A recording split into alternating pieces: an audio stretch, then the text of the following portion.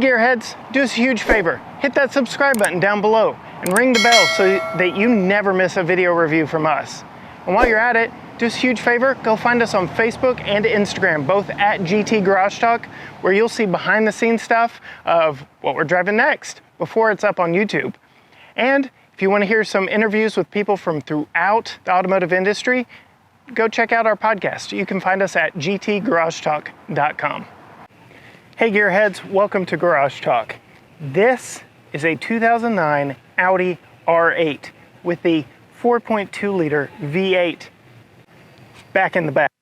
And we've had this car just a little bit thanks to our friends over at House of Cars here in Tyler. If you want to check out what they've got and more on their inventory, hit up the link down in the description below or head over to hoctyler.com.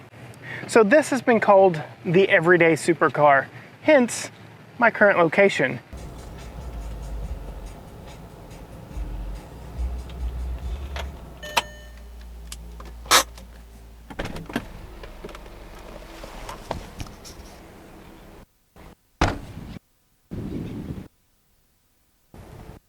Two hours later.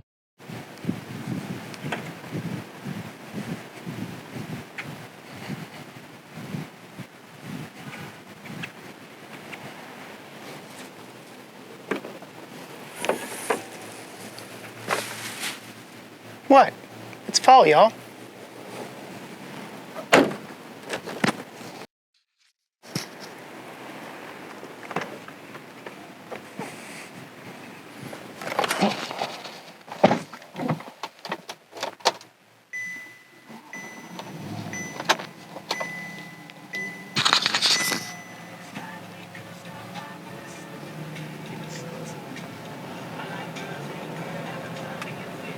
But this right here is essentially a Lamborghini Gallardo for everyday use.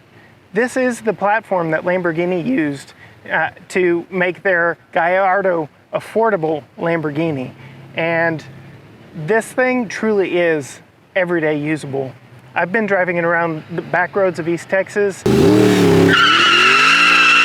and a little through the town here in Tyler, Texas.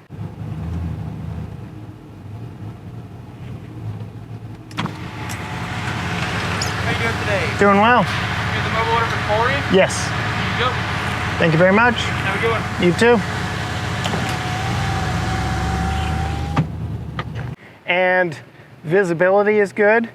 Acceleration, I mean, come on.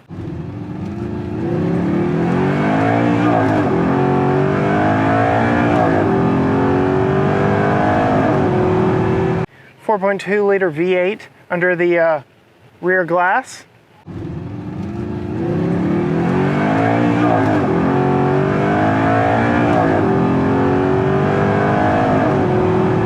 Not the hood. 420 horsepower, 317 pound-feet of torque. This thing will move. Few downsides to it though. This one has a 6-speed automatic, which really wants you to drive it hard. You don't understand, officer. This engine and transmission, it wants to go. I had to drive it like that. That'll work, right? I would say the only real Achilles heel of this vehicle so far has been the 6-speed auto. And I'm not quite sure if that's how it's tuned, or again, going back to the fact that this is a 12-year-old car that may have been hooned around just a little bit. No telling. It almost stutters and looks like you don't know how to drive a stick shift when driving this around town, and makes you look a little less incompetent behind the wheel. That is, if you leave it in full automatic mode. Even in manual mode, this car, this transmission, this engine wants to be driven harder than it is.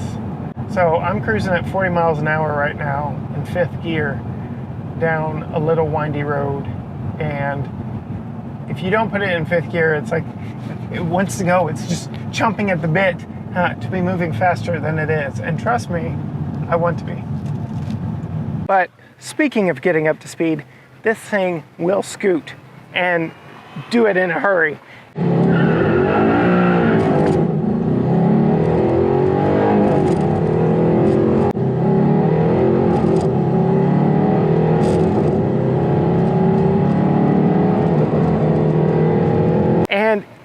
deceptive in how quick it is. It's long, it's wide, it's low, it's planted. And the aerodynamics of this thing and its wide stance, it has deceptive speed. You don't realize you're going as fast as you are when you're driving this thing. It'll move and it'll get into triple digits. Not saying I have. It'll get into triple digits before you ever know it.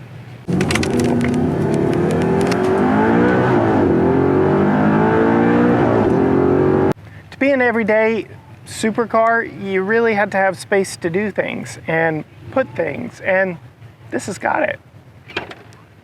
So the engine's back there. You've got a nice frunk right here that's good enough for a weekend bag, maybe a little bit more than a backpack. My camera gear fits in here just fine, but there you go, storage space. And if no one's riding with you, you've got that entire passenger seat and the footwell just to put whatever you need.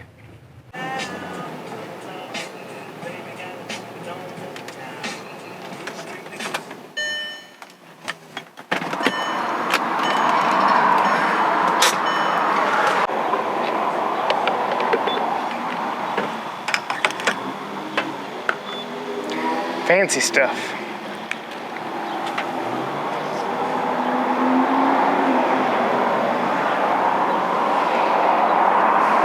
Just a normal car, getting gas. You know, it's a fire-breathing V8 under the rear glass. No big deal.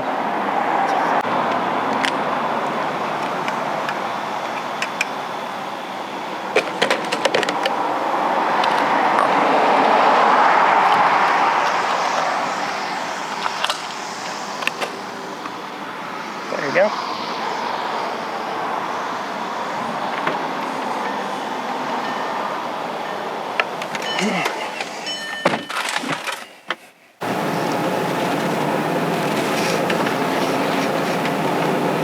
Now, as far as daily livability, this is a mid-engine V8 powered rocket of a car. You would expect it to ride extremely rough and just beat you up. And so far, that's not been my experience with this. In fact, the Volvo V60 Polestar that we recently tested, go check that video out, rode more rough than this. And that was a family wagon. This is a 2-seat mid-engine sports car, and it's quite comfortable. So far, driving it through town, driving it down rough textured roads here in East Texas, has not been a problem.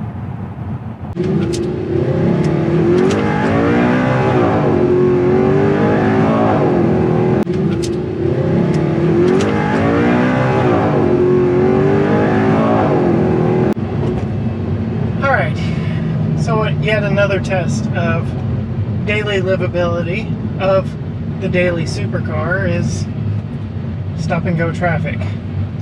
Coming up on the end of the day, school has let out. Let's see how this thing handles life in Tyler.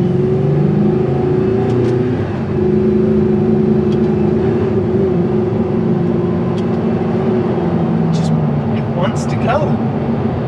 It does. I don't know what to tell you. So, for a supercar, I can tell you without a doubt, this thing is so easy to see out of. A supercar should scare you changing lanes because just the crazy lines and proportions. We've been in a Diablo, for crying out loud. Go check that video out. You couldn't see out of it. You couldn't maneuver it. The steering was heavy because there was no power steering. The clutch on the manual transmission was insane. The gating on the 5-speed was nuts and took tons to get a hold of. But you had this tiny slit of a rear window and no visibility really out the sides. You just had that long sloping windshield. In this, you can see out just fine. You can change lanes without fear of ruining your supercar by being in the same time and place as someone else.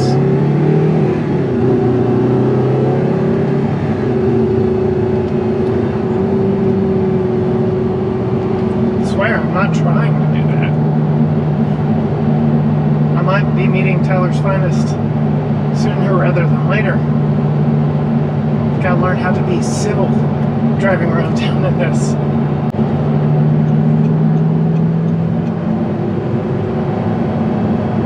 Got passing power.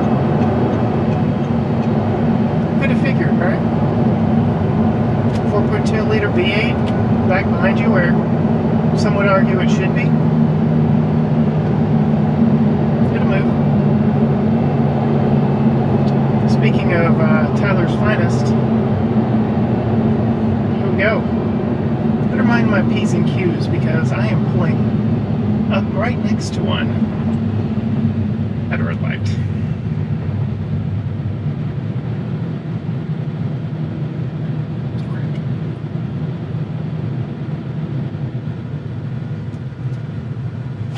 I'm just gonna put it in auto.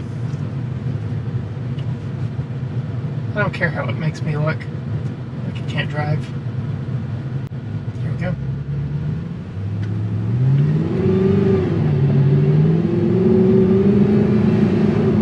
I'll let him win, right?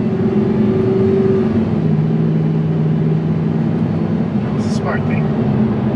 Always let the cop win. It's kind of civil around town. Once you master the way of civil acceleration.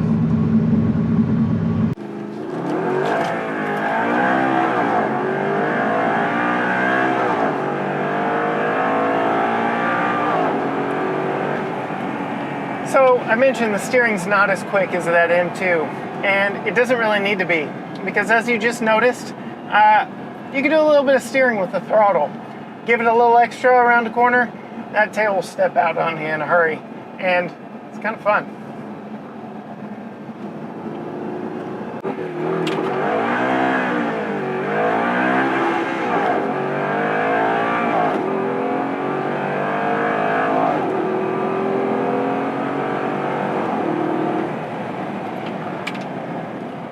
Brakes on this thing bite quick. So there you have it. A completely daily usable supercar that, I mean, 12 years old, has some quirks, but other than that, it's comfortable, rides well, easy to get gas in, easy to get groceries in. It's got a little bit of storage up in the front. We've got a whole extra seat over here to put stuff. You know, who needs a big trunk? But if you want to see more stuff like this, please hit subscribe so that we can keep driving awesome cars and bringing them to you. Ring the bell so you get notified every time we post. And go find out what we're driving a little bit ahead of time on Facebook and Instagram, both at GT Garage Talk. Go find our podcast and listen to our interviews with people from throughout the automotive industry. You can find it on any of your favorite podcasting platforms, or just head over to gtgaragetalk.com. Until next time, bye.